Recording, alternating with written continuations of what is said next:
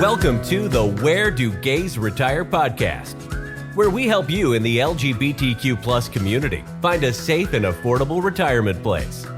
Join Mark Goldstein as he interviews others who live in gay-friendly places around the globe.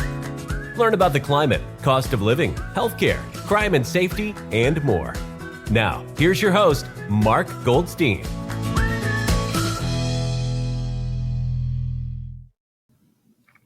Do you wonder what it's like to retire in Madison, Wisconsin? Well, stick with us and find out. Today we have our guest, Rick Rose. And Rick is from the Twist podcast with Mark McNeese. And Rick retired on December 31st, 2023, with 35 years and 21 Emmy Awards under his belt as a producer, writer, and director. He began his work as a public service when he was elected as Dane County, Wisconsin County Board Supervisor, for which he will aim for reelection on April 2nd, 2024. All the best to you on that. Thank you. He's an advocate for the disenfranchised, serving as a CASA, which is a court-appointed special advocate volunteer in 3 states, as co-chair of Pride and Prevention, focused on harm reduction within the queer PWUD community, which is people who use drugs, and as a fierce feminist. He also writes regularly for The Word in Season, a daily Christian devotional, which is translated into 30 languages. He resides in Madison, Wisconsin, having moved there from Shreveport, Louisiana. Welcome, Rick. Welcome to the podcast. I'm so glad you joined us today. So tell our audience, you moved from Shreveport, Louisiana, to Madison, Wisconsin. Why the move? It's kind of like opposite climates. And tell us a little bit about that. Yeah, thank you so much. It's a pleasure to be here. I've been following you on social, and of course, Mark and I promote you on the Twist and vice versa. So it's nice to have that opportunity. I absolutely love the way you say Shreveport, Louisiana, because that's how we say it down there. Not much else going on down there, so we got to beef it up a little bit. But yeah, the move is interesting. These days we can talk about weather, right? It's all the same anywhere anymore. So even in Louisiana, we'd have days where I'd go into the opera at night and step into the opera and it was 70 degrees outside and come out and it was 20 degrees in the course of 3 hours. And here in Wisconsin, it's the same, so, but ultimately we've also had, 90 days of 100-degree weather down there. And here in Wisconsin, we might have a long haul of below zero snow every day. So yeah, it's different. And then culturally, there's a big difference between people who grew up in the South and people who grew up in the North, right? And just talked about that last night. The warmth of Southerners was very inviting and kept me there for 11 years as a Yankee with Northern blood, having never lived in the South. I think it was that warmth that kept me there, Mark. And I will also say it was kind of the cold that drew me back up here to Wisconsin. I love the 4 seasons and I love winter, which we're sitting in the middle of. And I'm delighted to look out at snow this morning. So I'm just one of those guys. Cool. Yeah, I mean, hey, I'd rather see snow from a picture on Facebook myself. And that's why I moved from New York to Phoenix with a little stop in Florida. Right. But I totally get it because, at least, you know what, in the freezing cold, if you want to get away to the warm weather, I know you do. So, you can go anywhere. So that's great. Yeah. And conversely, try to encourage people to come up here, even offer them snowmobiling or something exciting. And I don't have a lot of takers. Well, yeah, there are many people who enjoy that, the cold and the winter and the climate and the skiing and stuff.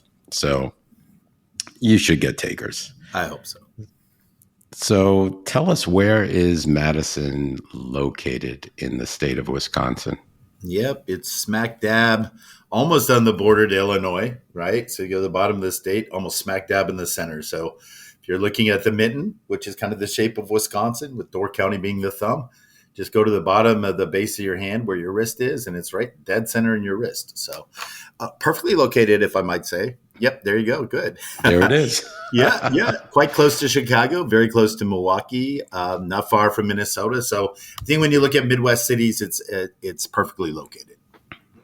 Why'd you pick Madison? Like, why did you choose Madison out of, anywhere to move when you Yeah, moved to Shreveport? What drove you?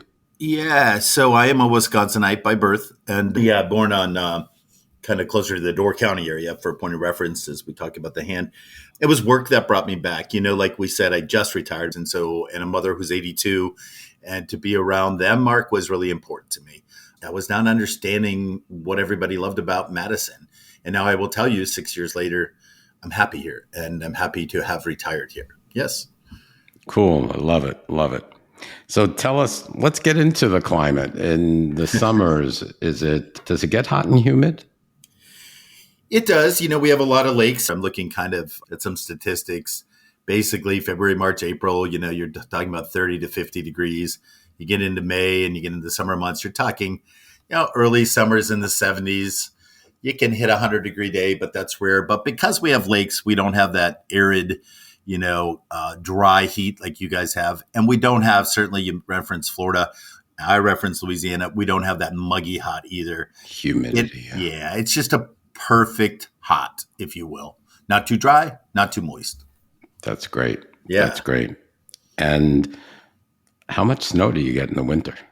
We can get a lot of accumulation. It varies from year to year.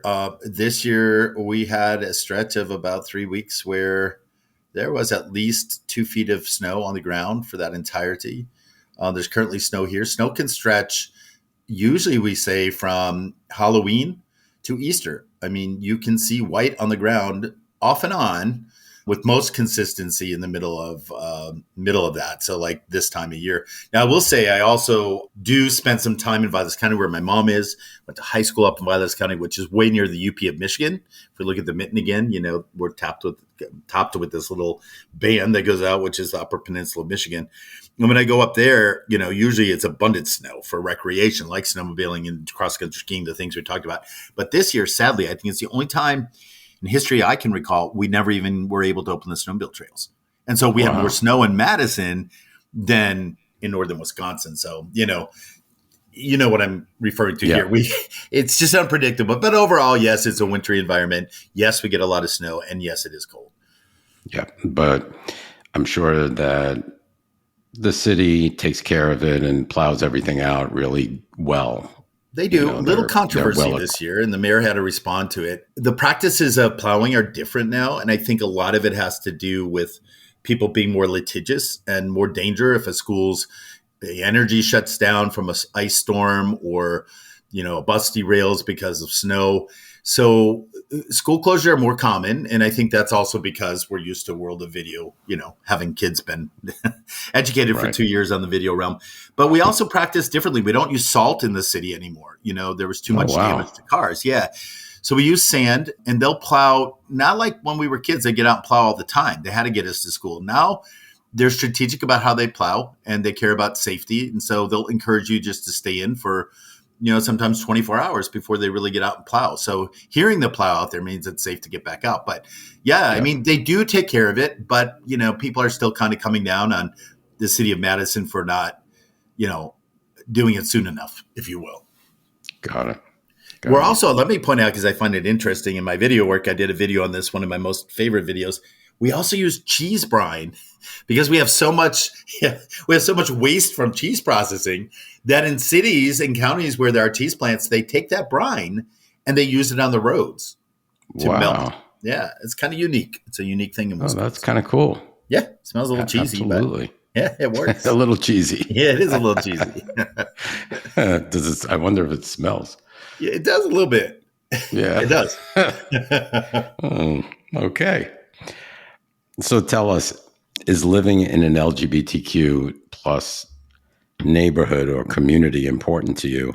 And if so, did you choose one? Does Madison have one? Does it have like a gayborhood? Yeah, you bring up a really, the first part of the question I wasn't anticipating. Guys that are listening, guys and gals, Mark does a great job, and we spend time together kind of talking about what we're going to talk about, which is great because it means there's a lot of thought planning into it, and I have been thinking about this all week. I didn't anticipate the first part of it. No, it is not important for me to live in a queer environment. It is not. However, I would not live in Florida. not just because of the climate, but because certain states are aggressive against the queer community. So I wouldn't look to locate in a community that is anti-queer or, intentfully attacking. But on the other hand, I'm not looking for a community. I wasn't looking for a community that had gay services and gay community and gay bars, et cetera, et cetera. Now, I am blessed. Madison is a university town. I think that's really a key part of our conversation here, Mark.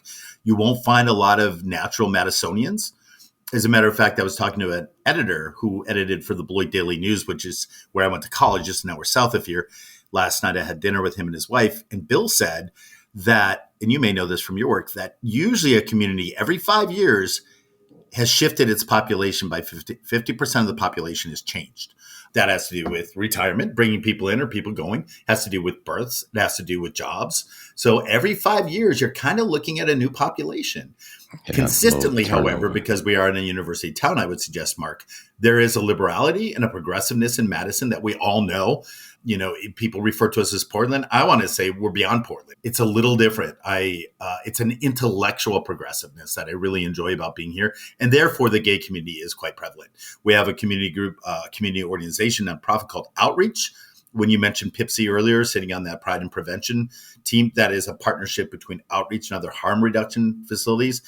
So what I love about Outreach is they have incorporated into the community beyond just being queer. They just want to make sure the queer voice is heard and taken care of, whether that's harm reduction, whether that's affordable housing, whether that's food security. So I do enjoy that. And a lot of credit to my friends, Steve, AJ, Tara, all those people. I'm giving them a shout out, Mark, so I can take them. Yeah, thank you.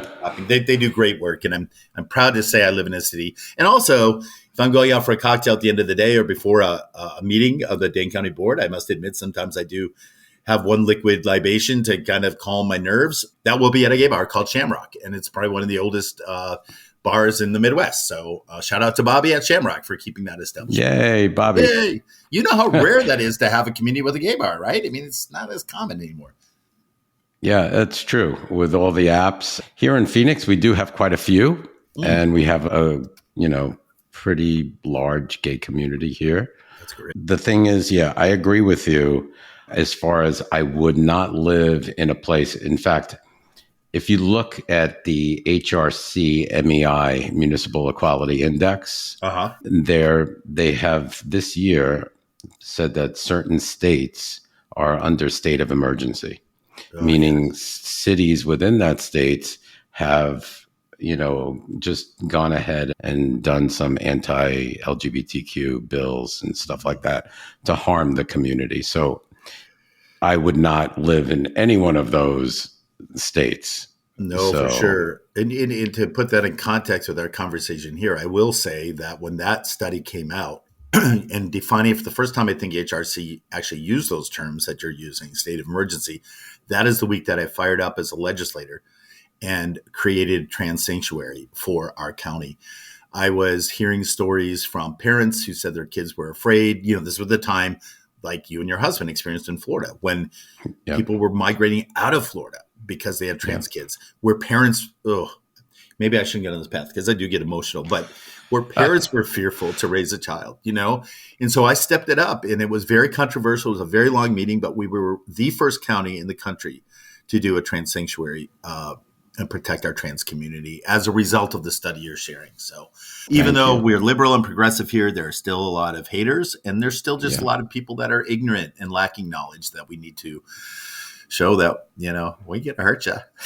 We're not here to shoot you. Thank you. And thank you for what you do. And thank you. And you deserve the biggest hug. Thank you. I take it. Hug. Thank you, sir.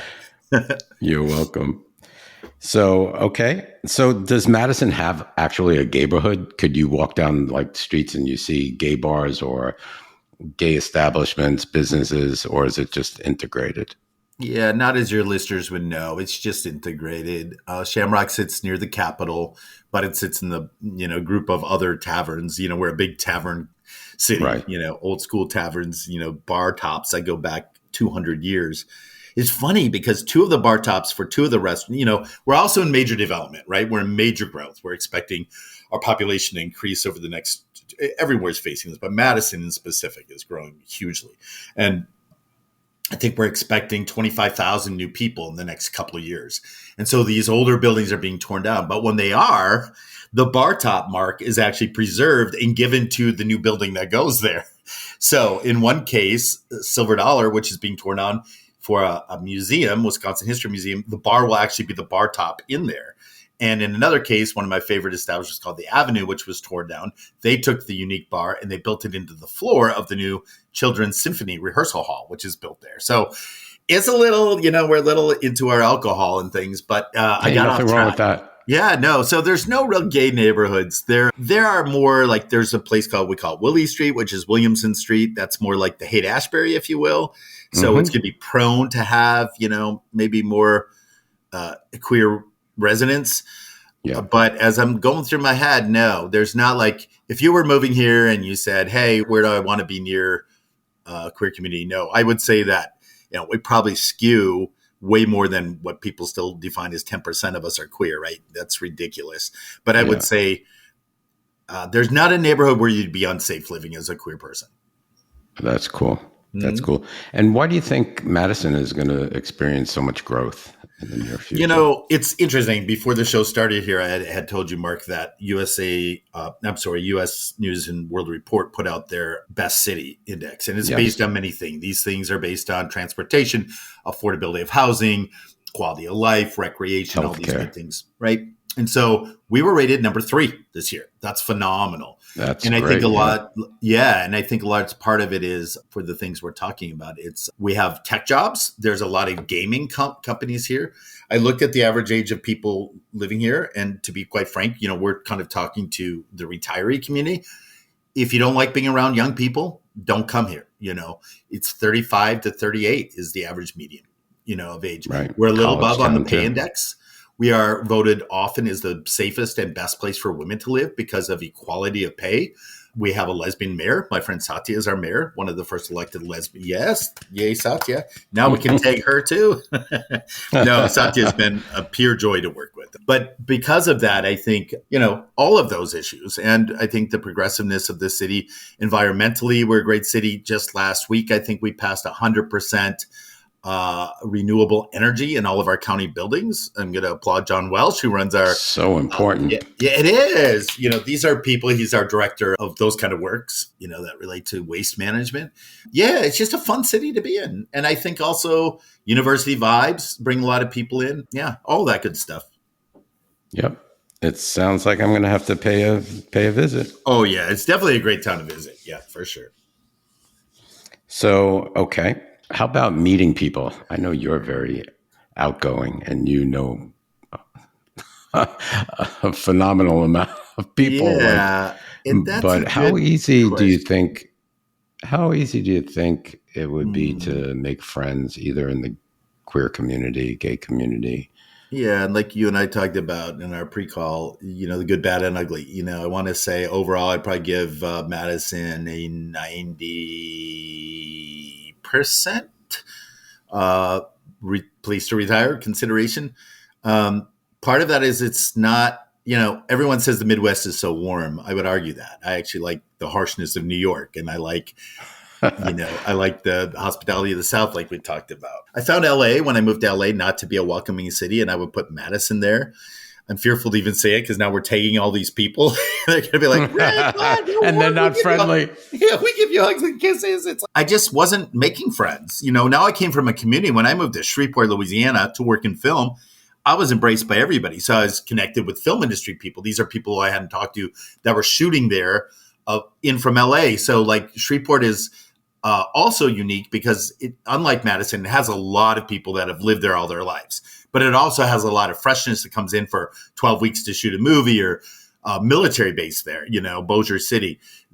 So 9,500 members of the military community come and live there for maybe 2 years. So it's a very transient population on top of a core of warm and loving people. But I think what we defined here in Madison with such turnover, it's really hard to make those connections. And I will shout out to my friend Alejandra, who was my realtor, who comes from Miami, who is Nicaraguan, which ultimately I relate better to people that don't look and think like me. I've just always been that way.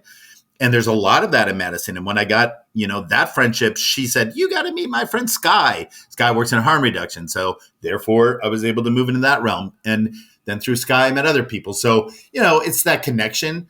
But for me, I don't feel from my experience and others that I've talked to, Madison isn't like that warm, welcome wagon, if people still remember welcome wagon feeling. It's Right. not like that. You have to kind of carve it out. You have to go out and do Now, mind you, I'll something. tell you, when I turned 59 a couple of weeks ago, I was very emotional. There were 50 people in that room that wouldn't have been in that room 5 years ago. So, and they're what I view as very solid, trusted friends. Yeah.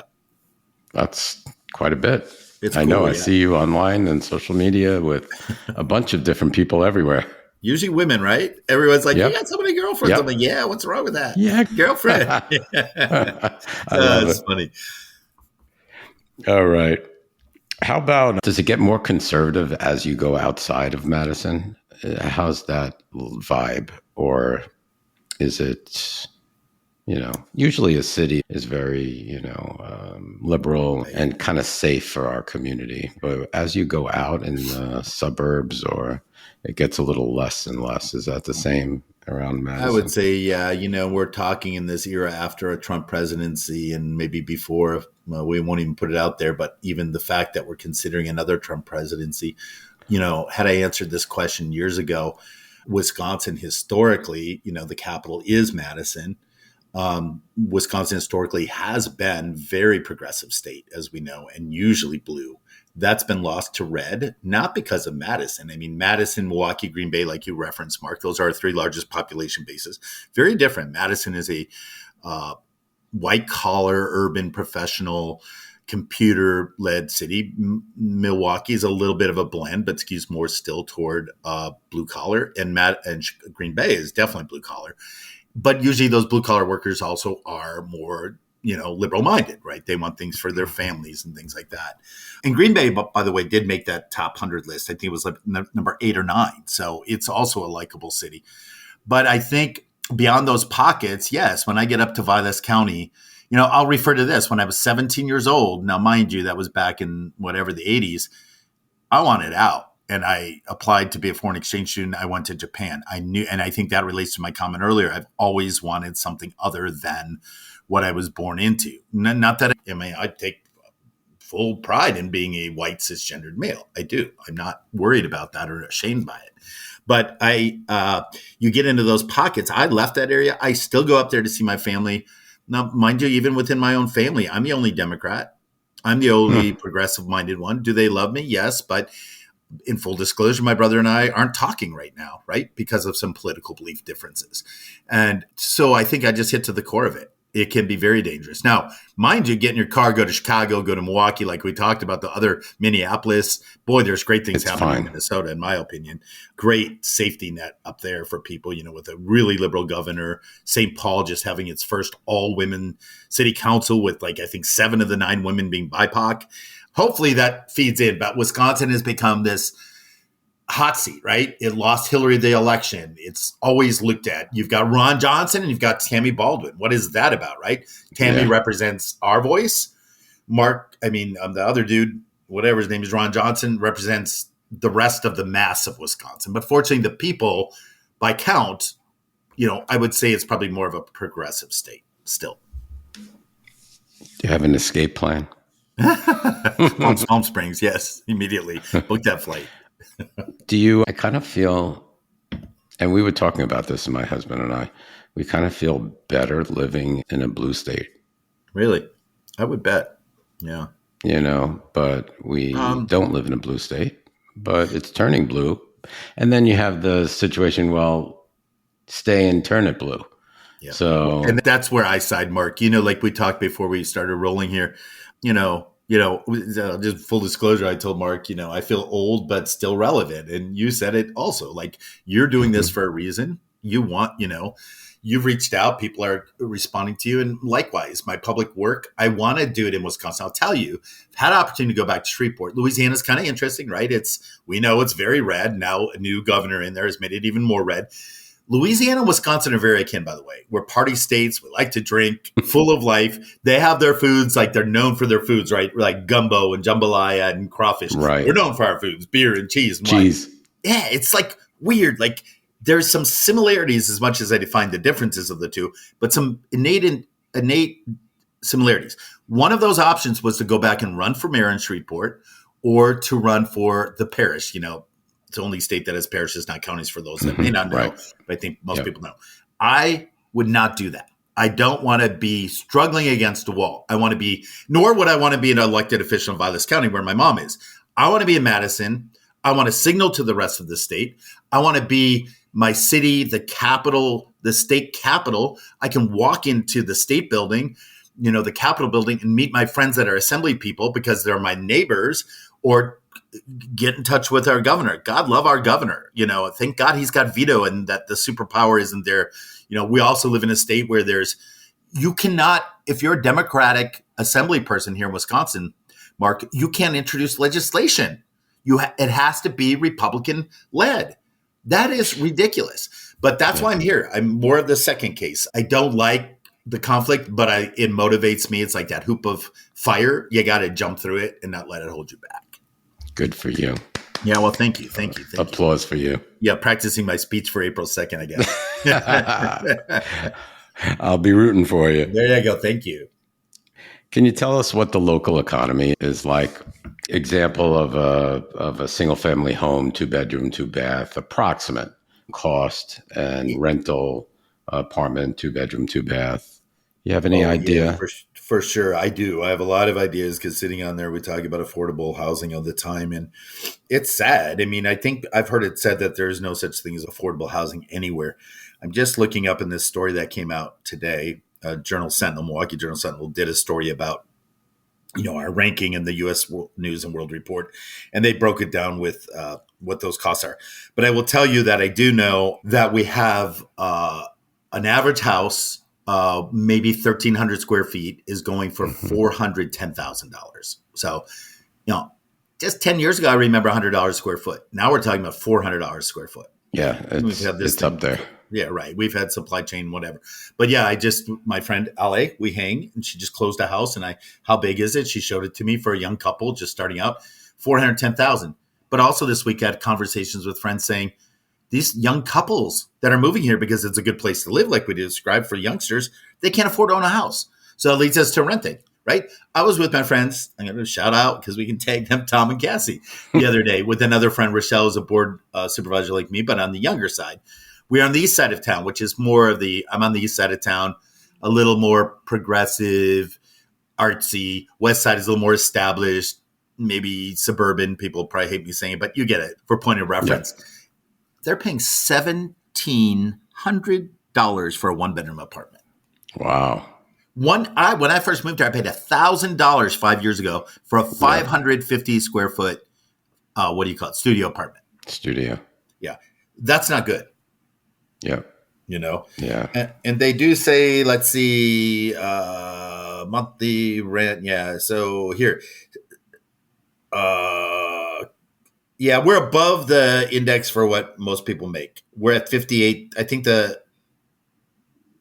at 58,000. National average 51,000 or something like that. So on par with what people are getting. Food costs are cheap. Energy costs is really cheap. I know you were going to ask me about that. Like, I think my utility bills. Utilities. I do pay for my own water, garbage pickup, electric, all that stuff. I have a fireplace. I think I pay maybe $150 a month for those services. That's not a lot. For cold winters, it's not a lot at all. Oh, yeah. Yeah. Yeah, we're just the opposite here. Really? Yeah, well, in the winter, even though it gets down to the 30s, but not for long, it kind of warms up during the day. Right. But our electric bills in the winter are very low, $70. Oh, nice. Whereas in the summer, yeah, it's like $250. That's crazy. Yeah, at least. We've had bills. We just replaced our HVAC on our old system. We topped, and we're in a condo. We're in a 2-bedroom, 2-bath, 1,700 square feet condo, and we reached $300 plus for the summer, electricity. per That's month. crazy. Yeah, the exact numbers, the average annual salary in Madison is 59.5. The average national average is 58.2. So we're just above that a Okay. little bit. Yeah. Yep. So groceries are pretty good as far as Yeah, prices. if you like dairy, you won't see better cheese cases or ice cream cases, and you can go in and buy a pint of ice cream, special ice cream, for $4, or you can buy a gallon of milk for $2. Butter is cheap, but I if have you're to not on double it, up on my cholesterol meds. there you go. Or if you're lactose intolerant, no, some of those things, we're still farming community. You can go to a local butcher. I know those are trending now. Charcuterie boards are trending. That's always been a thing in Wisconsin. Like last night, I was at a restaurant in Beloit, and you could get a ribeye. This is rare because this is owned by a butcher company that decided to make a restaurant. I got a ribeye, not a ribeye, a prime rib, which is a big thing in Wisconsin, for like $16. That's rare. Normally in Wow. Wisconsin, you might spend 32, but there are places in Madison where you can still dine for lunch at $10, which is rare, as you and I know. That is good. Yeah. And, that's the exception to the rule. But when you get to know a city Mm-hmm. and the nuances, that is another factor, by the way. I think we have the largest privately owned restaurants per capita than anywhere in the country. We do have box restaurants, but we have tons of, international, global foods that are owned by individuals. And that's pretty exciting to me. Great. So, Yeah. might as well talk about the foodie scene. It's So, big. Yeah. is there, do you have 5-star Michelin rated restaurants? We do. We had James Beard winner out of a restaurant called Fairchild last year. We have 3 James Beard nominees this year. One is my friend Vata. Call out to her. She has a place called Kokova Chocolate. She does pastries and chocolate. And so she's up for a James Beard Award. I'm not going to lie. You're going to pay $5 for a piece of chocolate, but it's good chocolate. Yeah, I'm sure. We have another place called something in Plenty. Pardon me, it's on the west side. But they got a James Beard for hospitality. Like, that's a weird James Beard Award. For those that don't know, the James Beard Award is like the Oscars for food. Mm-hmm. So, yeah, there's tons of places like that. I will tell you, just up the road from me on County N is a place called Chicken Licks. And it is the best chicken wings in the entire country. And it's one of those things, like, you tell your friends that are visiting, like, do you like chicken wings? And they're like, yes, I love them. You're like, you're going to have the best. And then they go and they hate it, or, it's like you tell about a great movie and they don't like it. And you're like, shit. I'm never, ever worried saying that, because every time I bring someone in from Kentucky, New York, Reno, Nevada, they agree these are the best chicken wings. And they're $10 a pound. So it's a good value. Wow. Yeah, I know. Chicken licks. Yeah. Nice. Get me hungry. Yeah. You like chicken wings? Well, I try to stay away as much as possible because of, when you get old, shit happens. Well, yeah, they do an interesting thing called sexy. They have the off menu thing. Like, they don't advertise sexy, but sexy style wings, you can go from a 1 to 10, and that determines how much dry habanero they'll put on it. So, yeah, it's one of those kind of places you would want to stay away from. Yeah. Yeah. But you got the milk to cool yourself, Mark. So you're good. That's right. Yeah. And then forget it. Yeah. Me and milk. Deep on this.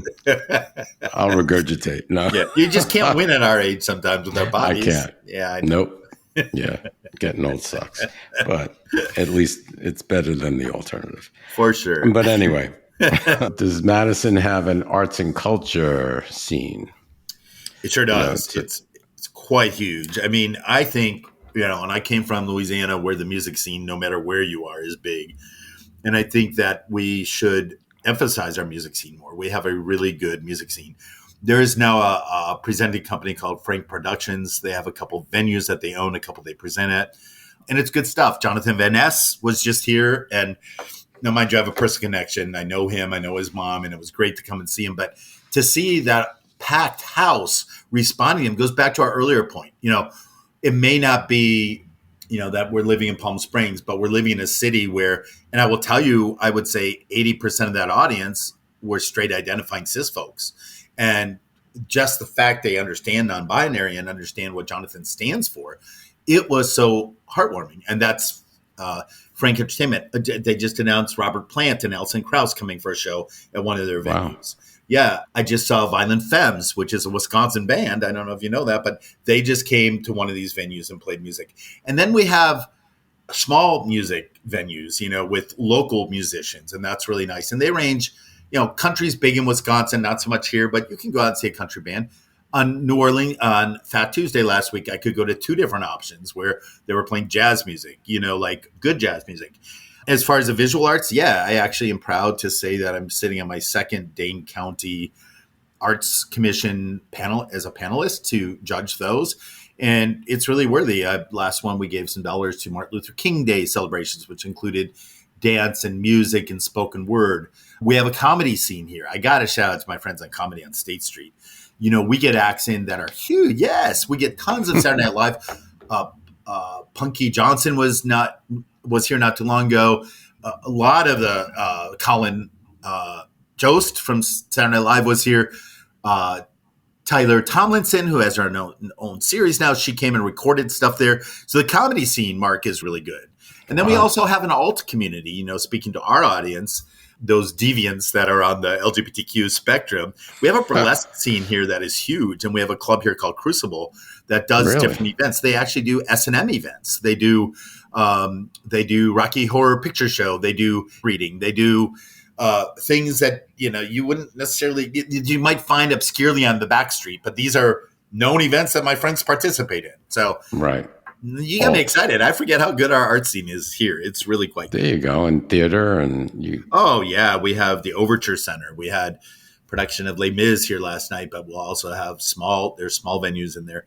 We have a family called the Frauchi family. So they also own Mrs. Frauchi, who still goes by her maiden name. She created American Girl, which was based here in Madison. Now, sadly, it's in a little community called Middleton, which is an offshoot of Madison. Sadly, they announced they're moving the corporate office to Mattel's corporate office. Mattel had acquired them years ago, so we're laying off 30 people, which is sad. But yeah, that family has given so much to our community in the arts. So yeah, we're fully funded. Shout and we have out. lots of patrons. Yeah, it's pretty exciting. Yep. Wow, that's definitely impressive. It is. All right. So how about public transportation? I hate driving. Do you really? I'm a native New Yorker. Yeah. So I rode the subways all my life. Yeah. Yeah. Then when I moved to Florida, I was kind of forced into driving. So I had to drive to and from work and stuff like that. Were you in Orlando? I forget. No, I was in a suburb of Tampa. So you dealt with traffic every day. Yeah. It was bumper to bumper every day. I remember one day I was stopped at a red light. And the light turns green. I take my foot off the brake. Oh, and no. I'm like, why isn't this going? Oh, no. Why isn't this? And just picture miles of traffic in the back of me with lanes, like four lanes. I can't. And I was up front. And when the light turned green and I couldn't go, and I'm like this. I'm like this in the car, like, move. Oh. And it just didn't, the battery died just like that. Oh. And yeah, it wasn't fun. But there was a nice, good Samaritan who came out of his car and helped me push it off to the side. Oh. So that's my biggest nightmare. It is. Yeah. It's it was, I was like, oh my God, what do I do? So yeah, so I'm not a fan really of driving. And here in Phoenix, we have the light rail right across the street from where we live. So that could get us around, but we do have a car and hubby tends to be the major driver. That's so nice. Like when he gets injured and has to go into surgery and can't drive, I'm like, all right, I have to drive to the store. Okay. So, yeah, but I'll get over it. Yeah. But anyway, does Madison have public transportation? Yeah, I will say overall, I just looked back in 2019, even Wallet Hub voted as number 5 for public transportation and number 3, according to livability.com, for best places to live in 2019, mostly due to transportation. Now, we'll say, is it a city you can go without a car like you're suggesting, Mark? I'd say we're working toward that, but we're not there yet because we are an isthmus city. I should point out, we're one of the few isthmus cities. Isthmus is different than an island. We have a small, narrow passage with Lake Mendota on one side, Lake Monona on one side. Literally, you can be on So our main corridor is called Washington. And so East Washington goes from the east side to the Capitol. West Washington continues on from the Capitol to the west side, which I was describing earlier. Very unique design. You get to the Capitol area, which is the dead center of a community of 600,000 people, only 250 in the city, but 600,000 Madison proper. You can see the lake to the left and the lake to your right. It's that narrow of a strip. So we have Beltline, which goes around. We have different ways around it. You can go country roads. We still have a lot of those, which are beautiful to drive. But I would say I have one friend, and I have a lot of friends, only one friend I know who does not own a vehicle, and she lives in the heart of the Isthmus. But she does have those car services where you can rent a car for an hour or 2 hours. We have bikes that are available. We don't have the little scooters. I think our city views them too dangerous. If you go to the university or work in the heart of the Isthmus, which most of that would be university employees or university students, some university, people like you and I who have went to the university have never left Madison or returned to Madison, even professors who have left and come back to Madison because they loved it, they usually settle in downtown. That's State Street is the main street there. There you would not need a vehicle. But then our new public transport, we just put a lot of money into it, a lot of applause again to Satya. She's recognized by the Biden administration. Pete Buttigieg's husband was here. She did a private party for him. I think she's in tune with what's going on transportation needs. And we just did a whole new, we're in the process of changing it, but June 1st it launched. They're electric transportation. They go out to our little communities like Middleton, I refer to, on the east side of the community of Sun Prairie, which is the hometown of George O'Keeffe, might have pointed out, just 2 minutes from me. So you can grab those. They are putting heated pads out. So they've just reconstructed along that whole route to put heated pads. They have bike ability where you don't have to strap it on. There's like room for 5 bikes because biking is a big thing. So may not be your thing, Mark, but if you're a bicyclist, there are trails everywhere. I could bike to work. I could bike downtown. A lot of companies have showers built into them. A lot of companies have yoga rooms built in because we're a very healthy community as well. I think we're the number 1 city for Ironman, 1 or 2 in the country. We were host for 5 years to the CrossFit competition here in Madison. So Madison is known to be a fit city. So a lot of transportation can also be natural transportation. And we're a small enough footprint that you can use that. Now, you mentioned heated pads. Is that like a place to wait for transportation? Yeah, like standing on a heated floor in like your bathroom. Standing on a Oh, isn't that nice? Yeah, and it's important. Do you have like light rail or trolleys or? Well, we are the state of Mr. Walker, who killed unions when he was governor. Scott Walker, who still gets me irate when I think about his leadership, denied the federal dollars that were coming in for a light rail. God only knows why.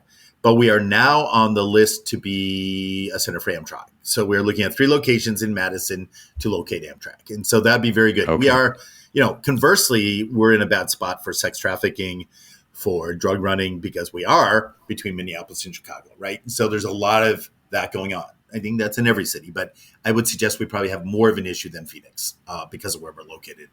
But at the same time, that rail, that Amtrak will be a vital piece to move people through, on longer trips and be able to benefit from them, maybe spending a night in Madison. Like your listeners might want to say, hey, I'll stay in Madison, right? Who knows? That's right. Look me up, guys. I'll show you a good, yes. Absolutely. Yes. So, yeah, Amtrak has to do a better job at what they do, because I think so too. I think we're so far behind Europe. Oh. Like you look at Europe and they have these bullet trains and they have rails that you can get anywhere. And in fact, they stop. I know Spain is like halting local flights to different parts of Spain because they want everyone to use the rail, and it's quicker. Oh, that's interesting. Cheaper. Wow. Yeah. Yeah, we can guide use, right? We can have Foresight in these master plans to do that. So I'm looking forward to that. I will say, too, we have a regional airport that is phenomenal, Dane County Airport. We just put an expansion on. Kim Jones is the director there. Shout out to Kim. But it's great. And we passed a rule in Dane County that, for instance, the bathrooms aren't just handicapped with a changing table. They're adult changing tables. They're very expensive. I think they're like $35,000 each. But we are requiring in any new building that we put, we're really big on equity here in this city. Just looked at a master plan for a park, a county park. A lot of conversation the other day was not about accessibility for those of us that are older and don't walk well anymore, or anybody that's got a disability. We don't want to segregate anybody any longer in a disabled parking lot with 5 handicap spots and then your family's parking over here. No, they are really, our park director, Laura Hickland, is really working on integrating that. So we're not looking at accessibility anymore. We're looking at inclusivity and how we all experience it. Not like, here's the Braille plaque anymore. Oh, I get emotional about this.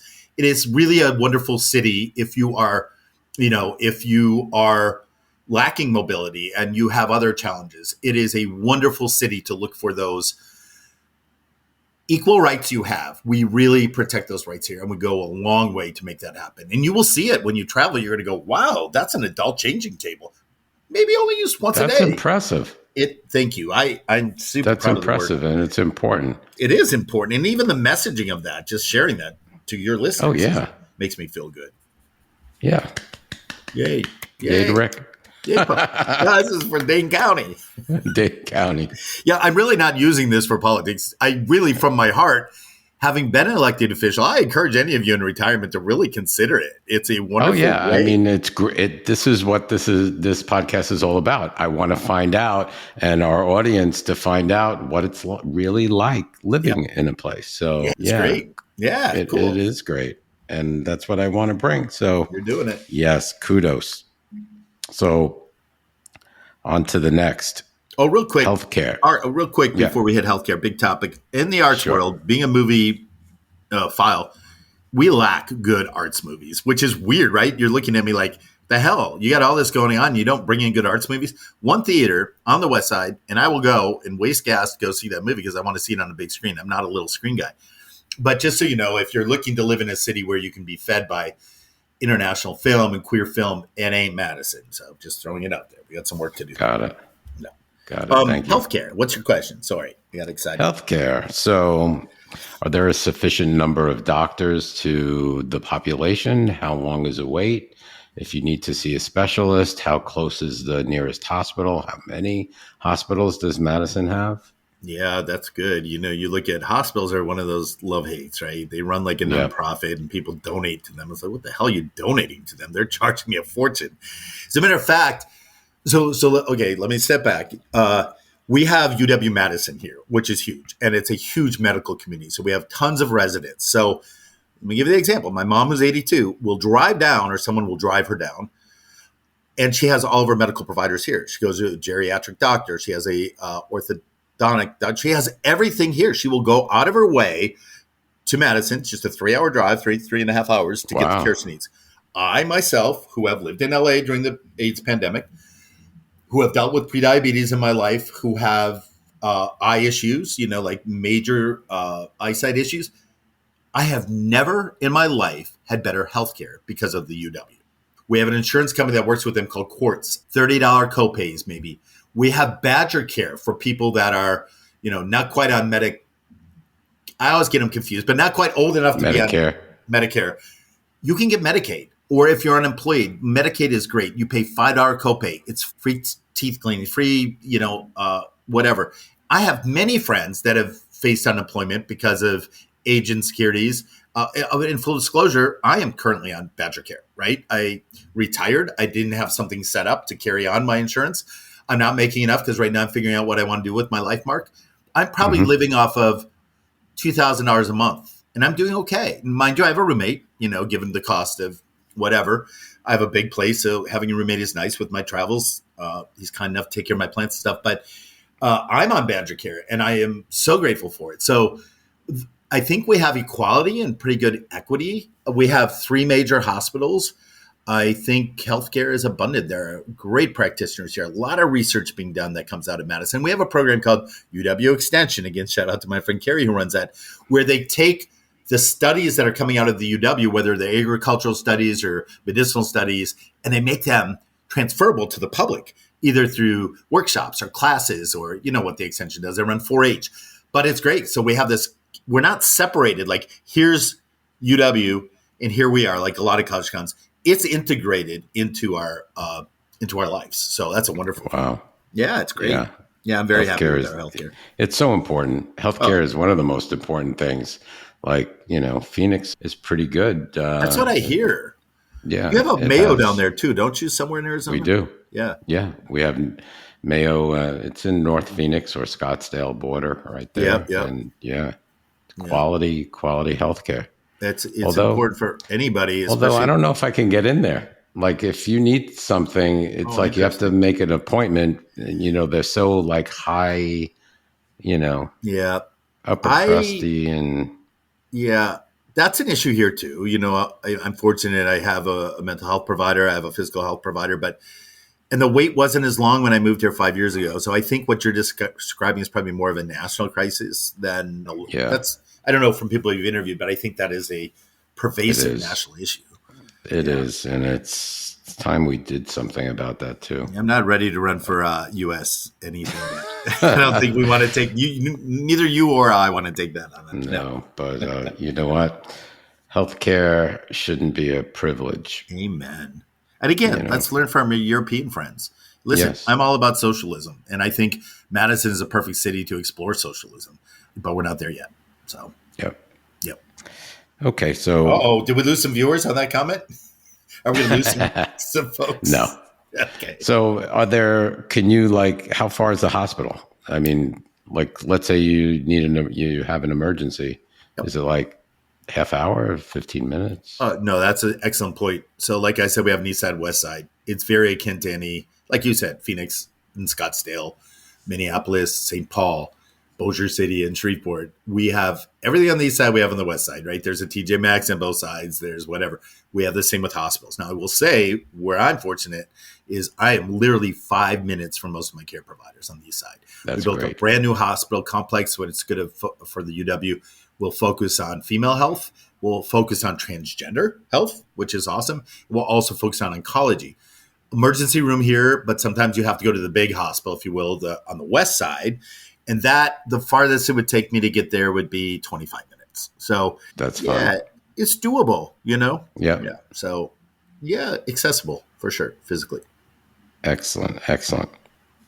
Let's talk a little bit about crime, even though we don't like to really talk about it, but it's everywhere, It is. unfortunately. What is it like in Madison, and what's the homeless population also like? Whew, yeah, the unhoused community is larger here than I would like it to be, especially in a cold environment. I remember when I lived in LA and go to Santa Monica, it's like, basically those people aren't going to die from the cold. We do lose people. Last year, I think we lost two residents. That's what I should call it, houseless. I think that's a new thing. The Is it? unhoused, or I think I I think heard they you call on the it. twist Yeah, say yeah, that. I think we did on the twist. I mean, frankly, I'm just learning these words because I have to as a elected official, and it makes more sense. Like truthfully, we don't refer to the people living in our jail as inmates. That's ridiculous. These are Right. residents, just like we are. They just happen to be in there. And so, again, honestly, Mark, that's the tone of Madison. You may have listeners that are going, "Wow, that's way too out there." I'm liberal, but that's way too out there. But I got to warn you, if you come to Madison, that's just the way we speak and the way That's the we way it feel. is. Yeah. And I will tell you, I always describe it this way. If I bump into someone in the store because I'm ignorant and didn't see them, they apologize for being in my way before I can apologize that I hit them. There you go. It's just this wonderful place that way. But back to your point, I think this study that I keep referring to, one of the factors is they look at crime. I think, let's see, a large part of it is, quality of life and safety issues. We had 10 homicides last year in Madison. That's pretty low. Now, I will say 2 of them were children and teenagers in the district I represent.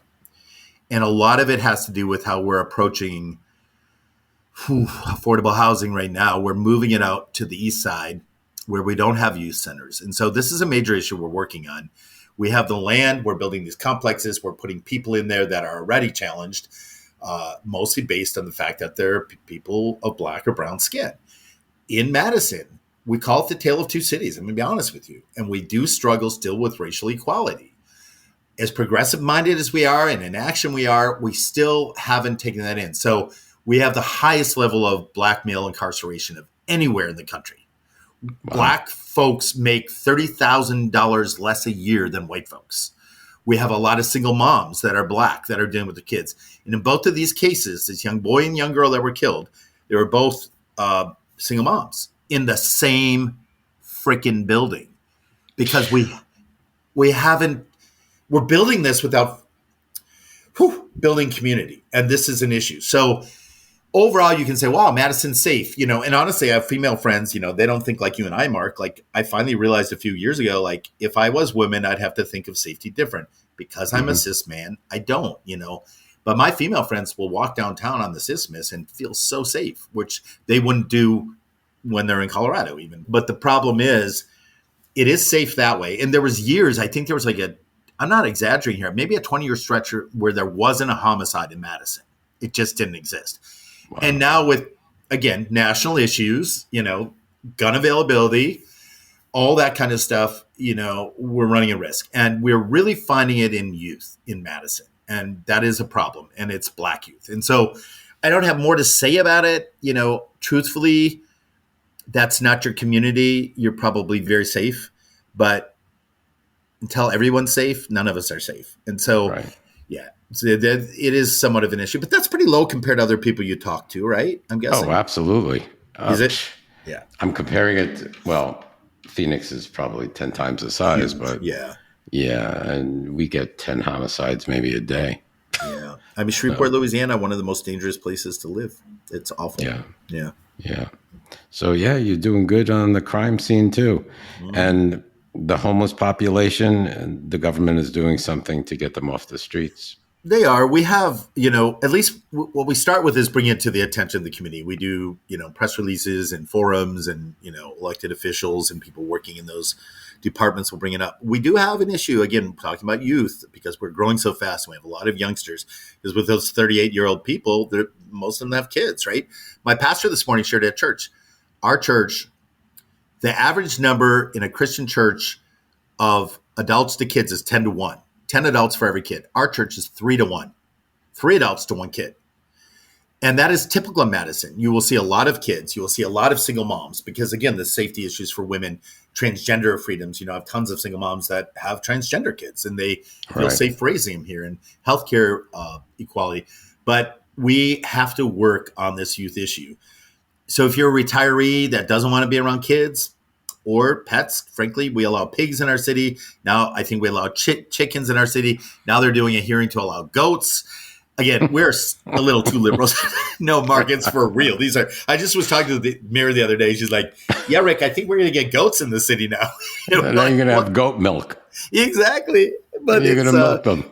Right. But if you honestly, and I get it if you don't want to be around youth. Madison's probably not for you. But if it is, just know you're going to also hear stories of the challenges we have with youth. And back to my point, Madison Municipality School District, MMSD, put out a study of how many unhoused, again, this is where I get emotional, youth there are. There are a lot of kids in our school system that live in a car or are youth that are in a guardianship situation, and so, Is there an organization? Like I know we have an organization here in Phoenix for unhoused youth that are LGBTQ.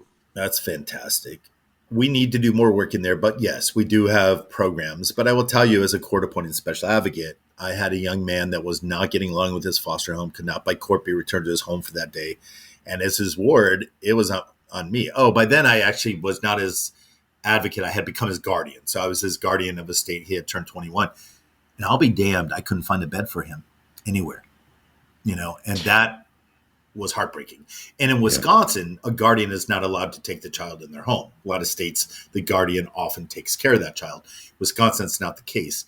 But it's lacking. It's there. We know it. Yeah, I think this conversation made me very aware of areas I need to be poking and others that I can continue to brag on. So thank you, Mark, for that gift to me. Thank you, Rick.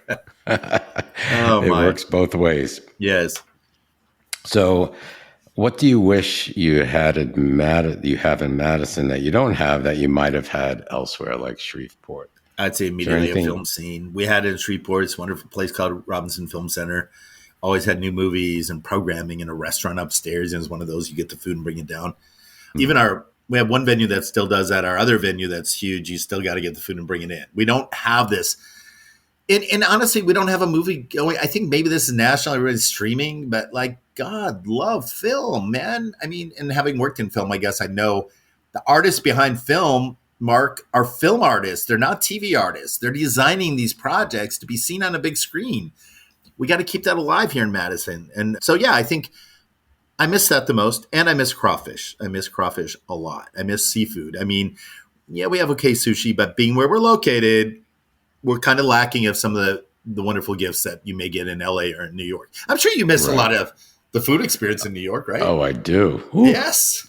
That's awful. I mean, I grew up with, I don't know, the delis and, Chinese food. Everything. Yeah. Just walk through Manhattan, Little Italy, Chinatown. Even a good steak at Peter Luger. Yep. So, yeah, I miss the food in New York. Me too. Have you ever done a segment on Vegas? I have not. And if you know somebody, let me know. I probably do. I mean, that's a pretty up and coming city for the food scene. Yep. I am looking for somebody from Vegas. Cool. So. But they got to be a retiree, right? All my friends there are young. That's okay. I'll find someone. Yeah, but if you come across somebody, let me know. Sure. So, okay. And what are the cons? I know we went over a few, but living there, you're there for 6 years now, right? Right. And what would you say are the biggest cons? I think still I feel a little isolated. This is just personal. Like, I want to live near a body of water, and we have the Great Lakes, which are a wonderful gift. When I was in Milwaukee, I lived in Milwaukee for 9 years. It was different. We lived on an inland sea, right? It was one of the 5 Great Lakes. Lake Michigan was nearby. Mm-hmm. Personally, there's a lot of outdoor recreation, no doubt. You can drive 3 hours and, even and be in the middle of wildlife. I sit out here. I can see a wild turkey on my street right now. We have blue herons that are abundant down here for some reason. We have deer, that's there. But I just think, we have state parks, we have county parks. They're all wonderful. But I think being isolated, even in the food stuff we're talking about, or, just think of it, where we're located is kind of Midwest, middle. It does, and it kind of lacks a sense of pedestrian. Like, I do miss, my friends come to Louisiana, like, you're so clean. The city is so clean. And they are right. We're a German-run city, right? There's, I think 74% of us have German heritage here. And, probably all suffer with OCD. But the reality is, I miss a little funk, Mark. I miss being on edge in New York. I'm not sounding arrogant, but it's sometimes too safe here for me. Like, I like to... A little excitement. You get it, right? You'll never find a bathhouse here, not that I'm a bathhouse guy anymore, but but I'm very accepting of a community that, is welcoming to those things. So it's a little different that way. Yeah. I hear you. Yeah. I hear you. Yeah. But as far as water is concerned too, I mean, Palm Springs has really no... I know, right? No Phoenix water too. But you got the mountains in both, right? I mean, get out and hike and stuff. We don't really have that, right? Like skiing, cross country, like we referred to, but downhill, there's nothing really. I mean, there are, but it's so. I just did. Speaking of Midwest, I just did a podcast on Saugatuck. Oh my God! Talk about a great queer community, right? It always was. I won't tell you what they used to call it. Do you know what they used to call it? No. For gay men? Well, I kind of rhymed with Saugatuck, but we won't get into that. It's an art scene too, right? There's a huge art scene. Yeah. Oh yeah, I enjoyed the conversation. It's great. So I want to listen to that one. That's cool. Yeah, it should come out in a few weeks. Cool. Yeah. So okay. In wrapping up, what would you say to our audience if they're thinking about relocating to Madison? Yeah, I would say the German thing just aroused in me. It's the spirit of Gemütlichkeit. So Gemütlichkeit is really just this hospitable word, like come and party with us. It's similar to Louisiana where we say bon temple. I don't speak French, I speak German, but let the good times roll with Mardi Gras parades and stuff. Wisconsin has that spirit of Gemütlichkeit. Whether it's found in our Oktoberfests, we have a lot of celebrations. Milwaukee, I mean, Summerfest is the largest music celebration in the entire country. Built around Summerfest are all these week-long. They have an Italian fest, an Irish fest. There are more people in Milwaukee during Irish Fest than there are in Dublin. It's like Irish people. Like they fly to be in our thing. So I think if you like festivals and you like to get out and do things that experience cultures that are still protected. Like, like we honor European cultures here. We still celebrate if you're Czech. Like I get in trouble sometimes. I'm like, what's your ethnicity? And people are like, what the fuck you asking me that for? Pardon me. But because I love it, it's not safe asking those questions much anymore in LA or Phoenix. That's off guard. So there's that. But then there's that sense of respect that I talked about, and truly community involvement, having your voice heard. It's wonderful. Last week at our board, we passed an anti-Semitic language resolution, Islamophobia, and passed a resolution for ceasefire that was sent to Baldwin and Johnson and the president to ask for a ceasefire. These came about by the citizens of Madison in Dane County. So, I think we're one of only 10 cities that did a ceasefire thing. You can say that's really not in your purview, but if we don't signal how we feel here to the greater world, that's a problem. So, so that's what I would tell you. If you want to come and have a good time and are a little on the liberal progressive spectrum, this is the place for you. Great. And do you have Native American community? I'm so glad you asked. We sure do. We have. And I don't mean to interrupt you, but if you hear drums in the background, I happen to live across the street from one of the largest Native American museums. Come on. I don't know if in the United States or the world, but it's called the Heard Museum. And I'm right across the street and they're having a festival right now as we speak. Wow. That's cool. Yeah. Do you go? Or you've been, obviously. Well, I'm right across the street, so when I'm walking the dogs, I see, and it's huge. It's like they have tents out there, and yeah, it's crazy. That's so cool. Yeah, I will say in a lot of my work over those 35 years, and a lot of the Emmys, one of the recent Emmys was on a Ho-Chunk artist that I won an Emmy for, working on that with my friend Casey Brown, who is a member of the Ho-Chunk community.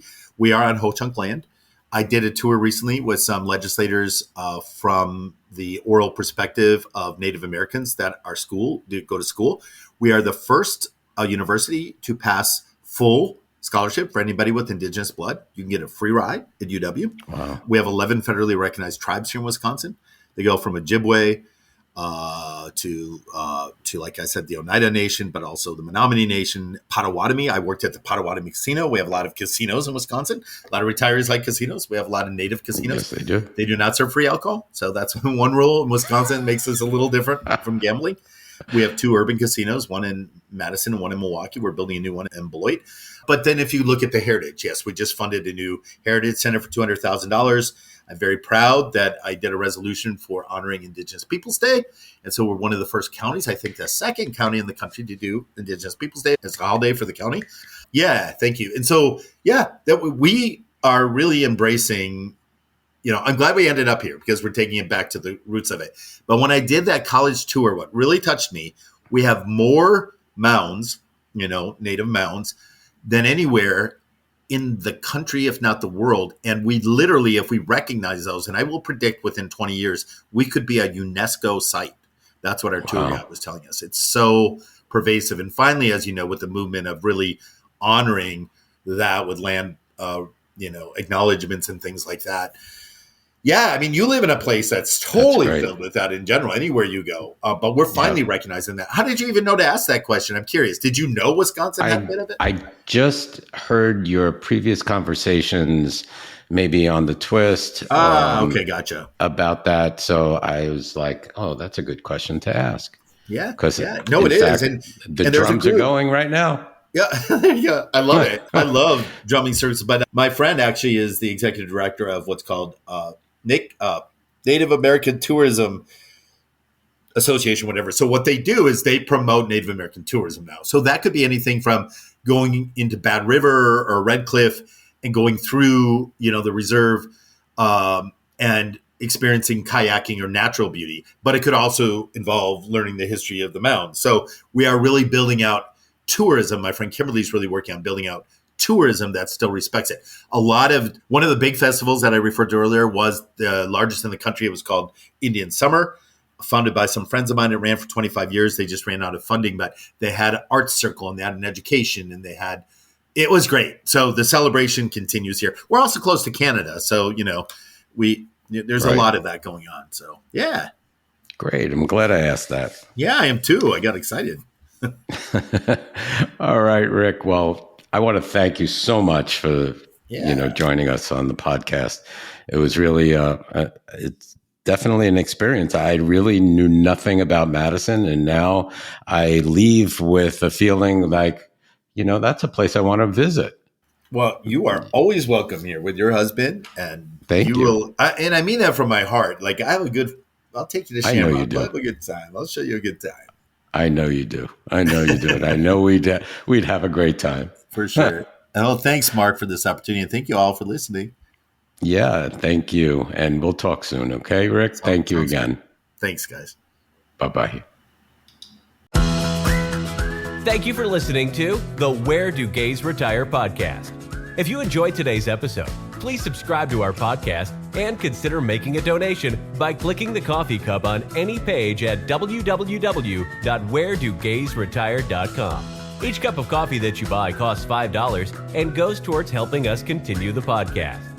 Thank you for your continued support.